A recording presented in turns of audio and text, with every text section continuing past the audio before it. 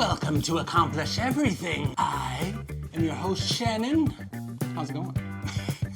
And today, I'm going to talk about Crypt Keeper.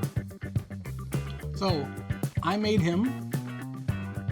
It's probably been a year or so ago. Maybe two. I love Tales from the Crypt. Always did. It was one of those things when I was a kid, I was scared, but I loved it. Probably shouldn't have been watching. You probably shouldn't have been either, but here we are. I always wanted a Crypt Keeper. There were a few versions, but I didn't think they were quite right. They didn't quite capture him like I thought they should. So I took out to make one myself. So I started marking down some ideas, what I could do, how I could do it, the size I wanted it to be, the whole aesthetic. I started laying it all out. So I was trying to decide how exactly I was going to do it. Was I going to sculpt it? What was I going to do? So I scoured the internet and I looked everywhere for a Crypt Keeper somewhere. And I found one that I liked the head sculpt of. But really it was just the head and the hand coming out of a book. Which was cool.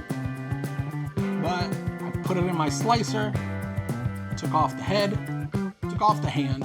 I did a few iterations of this hand because the original one was just too big.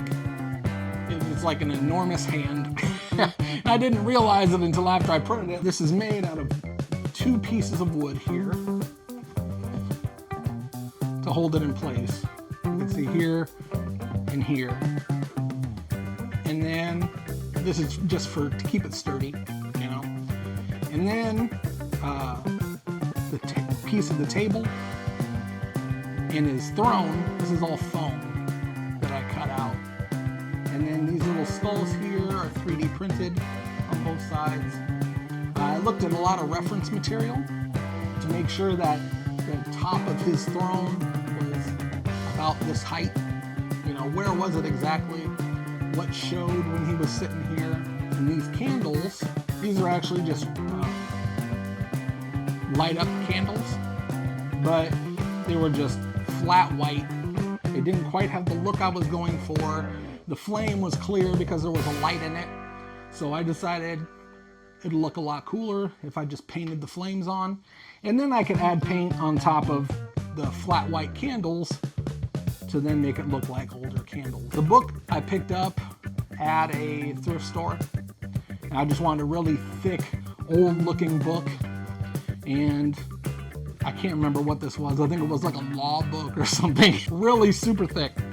And I bunched up all the pages and glued it in spots. And on top of it, I took out an old horror comic and put in 2 pages from that comic. And then when I printed him off, his head and his hand, I got them right. Then there was the paint job for it, which I wanted to make sure I got right. As close as I could get. Some of the things that I had that was a challenge for me was the inside of the mouth. That was tough to get past all the teeth and everything, and the roof of the mouth. There's not a whole lot of room here,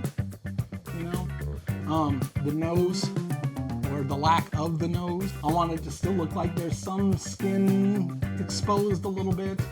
The eyes. The eyes were really important because actually, if you didn't know, the eyes that they use for the Crypt Keeper, they repurposed from Chucky. They're the same eyes. So making sure that the eyes looked right and they weren't just flat, those were really important. The other one was the hair. And also some people like using eyebrows. I didn't like it. Thought it looked weird. But the hair, I ordered a wig. Came out, it was a little wavy. My wife helped straighten it out. The head is removable, so you can change the outfit. I wanted to be able to change the outfit, festive. Inside, there is a piece of batting that goes over the top. and I drilled a hole through this dowel, and I put a flexible piece of tubing. I think it was probably for like a water line for a refrigerator, something like that, where there's some rigidity, it'll hold the shape sort of, but it's also flexible, because I didn't want it to be straight rigid, right? I wanted it to sit down to where it looked like he had some shoulders, you know? But I didn't want it to be so rigid that the shoulders were up high. I wanted him to kind of lay down a little bit. So I needed it to be a little flexible. So I drilled the hole through this and put that through, and then I put the batting on top of it to give him some, you know, a little bit of bulk. So I put that there to kind of clean it up a little bit. He didn't look so, wow, fabulous hair. It's quite luxurious. But he's been sitting in my house now since I made him. And today, I'm gonna raffle him off. If you come to the Toy Man Toy Show in St. Louis, I'll be up there in Artist Alley, and I'm gonna raffle him off. So somebody is gonna walk away with this guy. And he's really tough to part with for me. I put a lot of work into him. It was a lot of work. He turned out so awesome. But, you know, as a collector, I'm running out of room too. You know, on to other things, and I can make other things. I have to make room for other things. So I know he's gonna find a great home. I've enjoyed him. I'm gonna miss him. He's super awesome.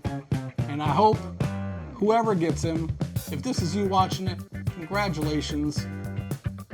Take good care of my guy here. And see you guys next week.